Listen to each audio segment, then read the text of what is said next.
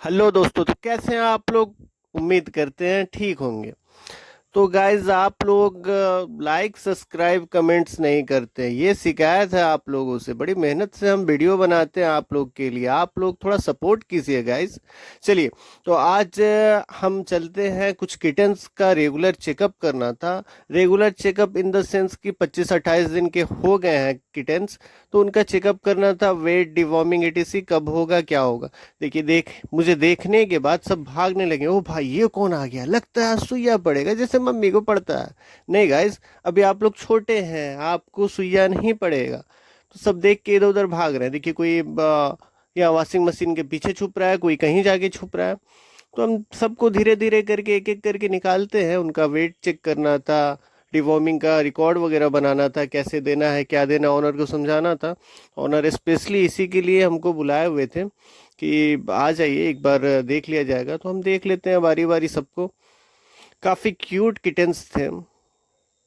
देखिए, उसके बाद हम आते हैं एनजी के पास। एनजी पोमवेरियन, 1 ईयर फीमेल, काफ़ी एक्टिव है, देख के खुश हो जाती है। एक्चुअली मुझे ही अपना ऑनर मानती है बेसिकली। इनका रेगुलर चेकअप करना था, कुछ नेल क्लिपिंग वगैरह करना था, तो हम वो करने में लग जाते हैं। बहुत ही प्यार से एनजी अपना नेल क्लिपिंग करवा रही है। उसको पता है कि हमको कुछ हार्म नहीं करने वाले हैं। तो देखिए गाइस, कितना आराम से पहले हाथ का नेल क्लिपिंग करवा रही है, फिर धीरे धीरे उनके पैर का नेल क्लिपिंग होगा। नेल क्लिपिंग जो है दिखने में तो बहुत छोटा सा काम लगता है, लेकिन इसको बहुत ही आराम से, बहुत ही संभाल के करना पड़ता है गाइस। आप भी अगर अपने पेट्स का नेल क्लिपिंग करते हैं तो बहुत ही आराम से कीजिएगा। देखिएगा, कहीं थोड़ा सा भी कटने पे ब्लीडिंग रुकता नहीं है नेल का। तो आराम से हाथ का करने के बाद अब हम पैर का बारी बारी से कर रहे हैं। और देखिए एनजी कितनी अच्छी है, आराम से करवा रही है। एक बार भी हिलडुल नहीं करेगी, एक बार भी मूवमेंट नहीं करेगी। उसको भी पता है कि हाँ, मूवमेंट करेंगे तो थोड़ा सा हो सकता है लग जाए। देखिए, अब नेल क्लिपिंग हो गया फाइनली। नेल क्लिपिंग होने के बाद अब हम जाने के लिए तैयार, और एनजी टाटा बाय बाय करने के लिए तैयार। तो उसके बाद हम चलते हैं मफिन। ये सिड्जू ब्रीड की फीमेल है, 1 ईयर की। कस्टमर का कंप्लेन था कि खाना पीना नहीं खा रही है, तो हम आने के साथ सबसे पहले इनका टेम्परेचर मेजर करते हैं। टेम्परेचर तो ठीक है और एक्टिविटी भी ठीक ही लग रहा है, बहुत एक्टिव, अच्छे से खेल रही है मेरे साथ। तो हम इनका डिवॉर्मिंग वगैरह का रिकॉर्ड पूछते हैं ऑनर से, तो हमें लगता है कि हाँ, इनका डिवॉर्मिंग वगैरह टाइम से अपडेट नहीं हुआ है, तो इसीलिए हुआ है। तो हम प्रिस्क्रिप्शन बना के ऑनर को दे देते हैं कि भैया ये मेडिसिन आप ला लीजिएगा, ला के चलाइएगा, ठीक हो जाएंगे। उसके बाद हम चले आते हैं क्लिनिक, और फिर हमें जाना था एक वैक्सीनेशन पे। और गाइस, आप लोग पहले से जानते होंगे उस ब्रीड को, ये डोडो। कुछ दिन पहले इनका वीडियो हमने डाला था। German shepherd Labrador mix breed है, 2 ईयर्स का। इनका करना था vaccination, Fargo, canine corona, anti rabies का। आने के साथ भैया मजल लगा देते हैं और हम सारा वैक्सीन बारी बारी से बना लेते हैं। वैक्सीन बनाने के बाद बारी आती है इनकी लगाने की। तो इनके लगाने के लिए हम पहुँच जाते हैं इनके पास। और देखिए, पर्सनल है, थोड़े तो एग्रेसिव हो जाते हैं, इसलिए मजल ज़रूरी है, वैसा कोई बात है नहीं, इतना एग्रेसिव भी नहीं है। देखिए, बारी बारी से अब हम वैक्सीनेशन इनका सारा लगाते हैं। पहले पार्गो का वैक्सीन लगाया, फिर कैनाइन कोरोना का वैक्सीन लगाया, अब दूसरे साइड हम एंटी रेबीज़ का वैक्सीन लगाएंगे इनको।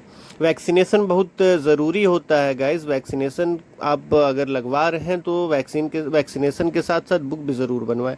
तो उसके बाद हम डोडो का फेवरेट ट्रीट दे देते हैं, सॉसेज। सॉसेज के लिए तो ये तो हमेशा पागल ही हुआ रहता है, कहीं भी रहेगा सॉसेज ढूंढ के निकाल लेगा, इतना फेवरेट है।